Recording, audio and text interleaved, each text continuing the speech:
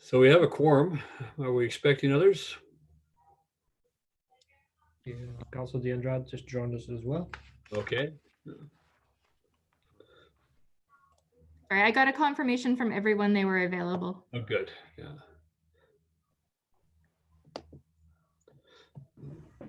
Oh, there you are.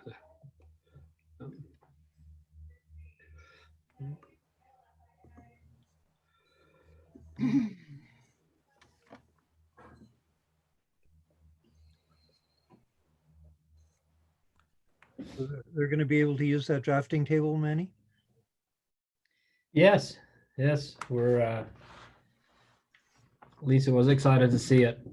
We'll see once we have to set up the room still. But there's a lot of work to do in the archiving section, and so that will come in handy. And the space is large enough that it doesn't crowd too much. Just to can walk around the space, and so very helpful. Good.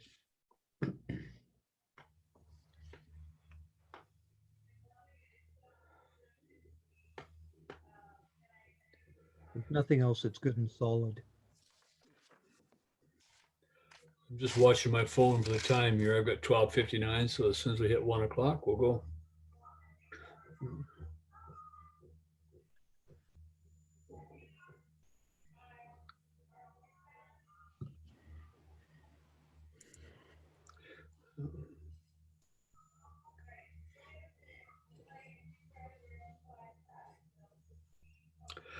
Okay, 1 o'clock on my phone.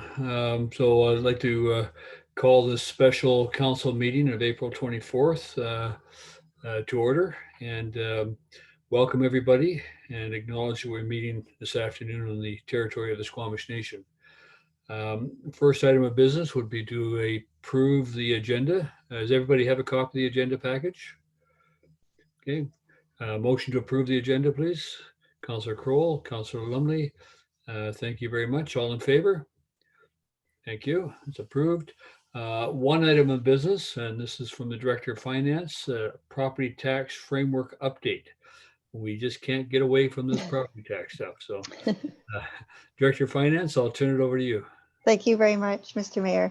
And thank you very much to council and staff for your flexibility. I didn't plan to have to call another meeting to get you guys to talk about this, but so I appreciate your availability a lot. So based on the information provided, I had recommended an alternate tax scheme to address the challenge that had arisen from the result of the new framework that the province had published on April 16th. And since then, we've been provided with updated information that will enable council to provide penalty relief to residential property owners while still limiting the potential negative effects on the town's cash flow and our ability to provide essential services. So the challenge that was created by the original framework originally announced related to the administration of the multi-class properties, and that would be a property with a commercial assessment and a residential assessment as an example. And so now the new information is that the requirements that were specified for the commercial properties also extend to multi-class properties. And that as a result, the complexity that was resulting, as well as the potential legislative challenges that had originally resulted from that issue, have now been reduced significantly. And I think a more streamlined administration is now possible, which is why I'm bringing this back to you today. So in order to limit the potential negative cash flow effects that a delayed penalty date for residential classes could create, I can now provide you with a revised recommendation. And so this revised recommendation enables council to provide the penalty relief to residential taxpayers, but while also complying with the new provincial requirement for specified classes. So under my new recommendation, the due date stays the same. It's still July 2nd for all property classes. And the commercial penalty relief date of October 1st stays the same. That is the October 1st. That is the general scheme outlined by the province. And now that the change for multi-class extends to that, it applies to those classes as well. And we can now though provide the 5 and 5 penalty split that you'd originally wanted for the residential and the farm classes. And so there may be some challenges administering and communicating the different penalty dates for different property classes, but I think we can address this through some changes to our internal procedures, as well as some communication methods. So the sort of revised recommendation is that for classes 1, 2, 3, and 9, which is basically residential and farm, that the 5% penalty on unpaid taxes be applied after July 2nd, and then 5% penalty for any remaining taxes after September 30th. And that was the original approach council wanted, but I wasn't able to provide until a couple of days ago. So it's again acknowledging that there's still uncertainty remaining regarding the overall impact of COVID, but this alternate tax scheme will help mitigate the potential cash flow challenges that we might experience, but still provide some penalty relief for residential owners that you had intended. And so if council is open to the recommendation today, if it's approved, then the parameters will be incorporated into the annual tax rate bylaw, which I'm bringing to you at a special meeting on Tuesday, April 28th. And thanks again for being available. I really appreciate it. Thank you. Okay, first of all, I motion to receive the report. Councillor Kroll, Councillor Ludwig, all in favor, receive the report. Thank you. Okay, discussion, council. I'd like to ask the question because I think, as I recall, the decision that council made was to extend the penalty date for all classes to the September 30th or October 1st. So we're actually walking it back a bit for the residential if we do this. And I know there's been some reporting already in the Coast Reporter about the decision we made the other day. So that are we in fact walking this back, going back on our word, or are we making a change that to be consistent with what we had originally intended? And how's council feel on that? Councillor Kroll? I think this is more in line with what we were originally trying to do. I think everyone realized that there was, going to be a potential cash flow problem, and we were sort of angst over how we were going to politely encourage people to pay their taxes in a timely manner. So I think, I don't really feel we've gone back on our word. I just think it's sort of a little more even playing field for everyone. So I'm quite happy with this new proposal. Other comments, council? Councillor Ludwig?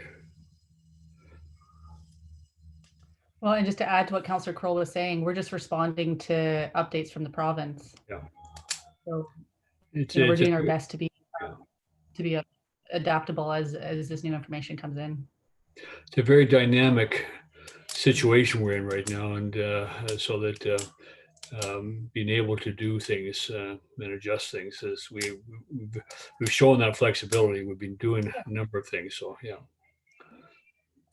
So question to the corporate officer. Do we have to actually rescind the resolution we made the other day and extend that only then to the commercial classes for the penalty date of 10%? If council would like to proceed with this, I do have a recommendation for you. I can read back. I'm trying to avoid rescinding a resolution that rescinded a resolution because it's messy. So, if you don't mind, I'll read to you the recommendation. Yeah.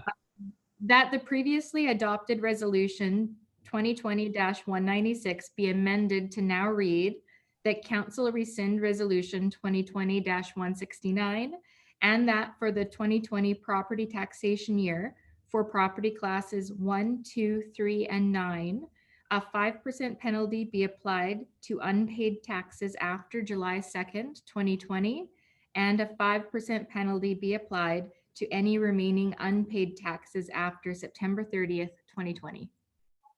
Okay.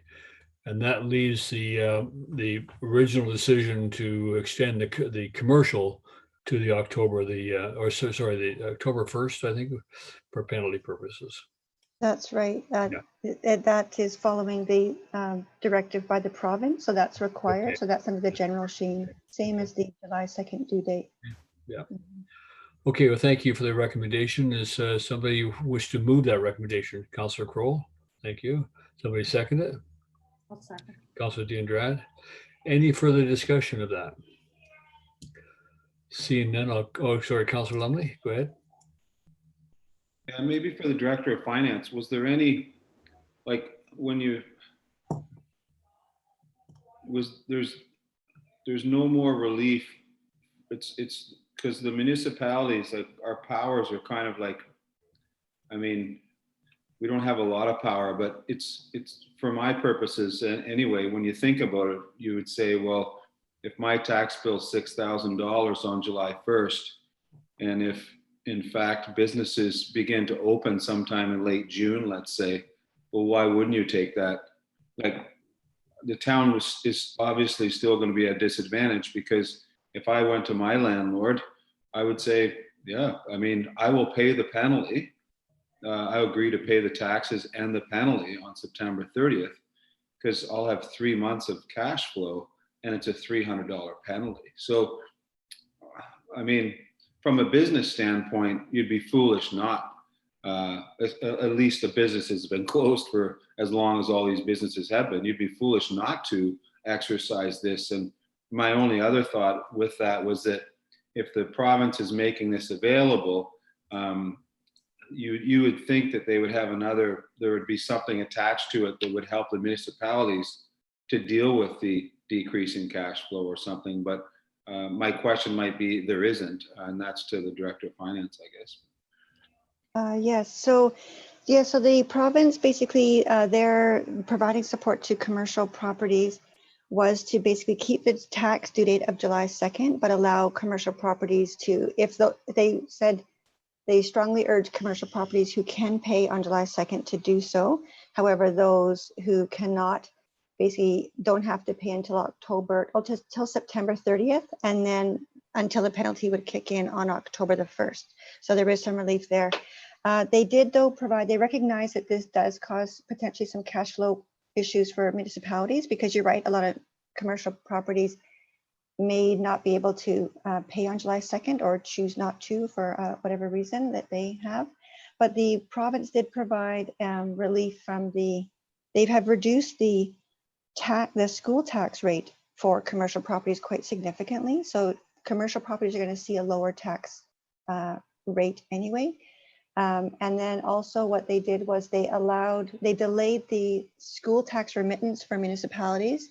So we don't have to remit that until the end of the year. So basically letting us use that cash to offset what we're not going to be getting potentially from commercial. And yeah, those are the two main ones. And so it'll be interesting. And also, I know this council, of course, has provided relief for commercial too by doing that shift to the business tax rate multiple. So commercial will see some significant changes in their taxes this year, and hopefully that will prompt them to pay, earlier than later. But we recognize that they might pay later because they can, right? And this resolution or recommendation was brought back because that the commercial factors that are being applied, the relief for commercial is a big impact, and the extension that I initially recommended for residential was really going to have a significant impact, but it was a bit of a rock and a hard place on that one. And then the new information I got allows us to me to recommend that you sort of meet them halfway and provide some relief. So the province has provided some options. There's also the revenue anticipation borrowing bylaw that we are able to access if we find the cash flow is quite significantly low. Councillor Diandrad? I think it's just to have in mind that even in the event that these things go back to quasi-normal in June, for example, there will be a percentage of the population that they will have to protect themselves. So I don't think, for example, restaurant business, a big percentage are, older people, wealthier people who have the money to spend, they will be very hesitant. So I cannot see, even if there's an advantage given to business, I think is still valid. I don't know, few business would fully recover, but I'm skeptical. Yeah. I think the other thing is that I don't know if you saw the information I sent out to you earlier from Patrick Weiler today. There's a additional program now, commercial rent assistance program for small businesses that will lower rent by 75% for small businesses that have been affected by COVID-19. So that's a new program that's for the months of April, May, and June. So there's other things happening out there besides this, so which is good to see. The federal government, the provinces stepping up there too. So, Councillor Kroll, were you want to say something?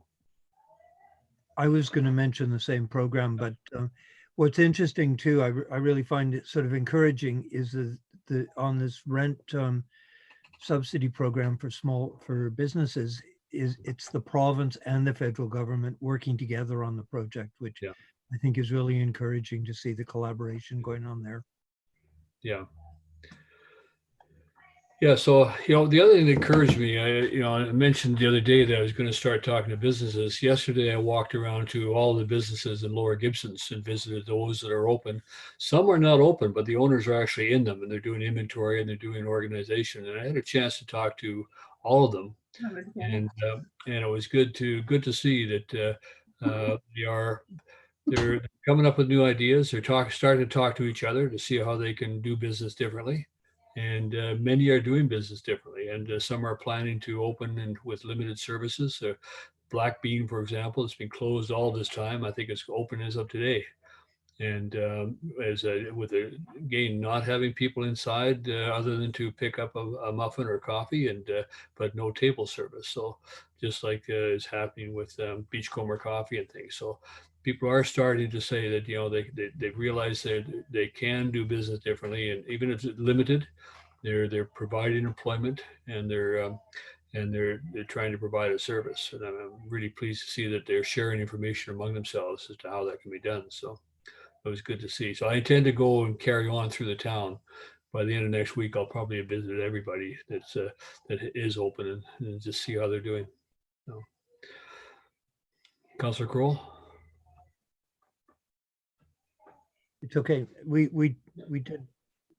I felt we had something still on the table. Yeah, we do. It's all about business. So that and we have do we have a motion on the resolution? Moved by Councillor Kroll and seconded by Councillor DeAndrade. I'm sorry, Mayor Beamish. Yes. It had already been moved and seconded by Councillor Kroll and Councillor DeAndrade. That's correct. Yeah. So any further discussion? Business support? All in favor? Thank you. So that's passed. So that's approved. Thank you very much, Director of Finance, for bringing that back. Is there anything else that we are required on that issue right now? No, so the next step is going to be, I will prepare this last step allows me to put the final touches on the annual tax rate bylaw. Okay. And I have adjusted the financial plan bylaw based on the council direction to reduce the overall tax rate from 4 to 2.2%. And so those bylaws will be coming to council. That we have a special meeting scheduled for Tuesday, April 28th for 3 readings, and then adoption scheduled for May 5th. And by getting this decision today, it allows us to proceed on our printing of our tax notices, because we have to wait until this penalty issue is sorted before we could issue tax notices, and we were getting really close. So, yeah. Okay, thank you. So, okay, nothing further on that. So the next item on the agenda is inquiries. Is there any inquiries? At this time, I'll remind anybody in the meeting as an attendee, if you use the raise the hand feature at the bottom of your screen, I'll move you over so you can ask an inquiry of council.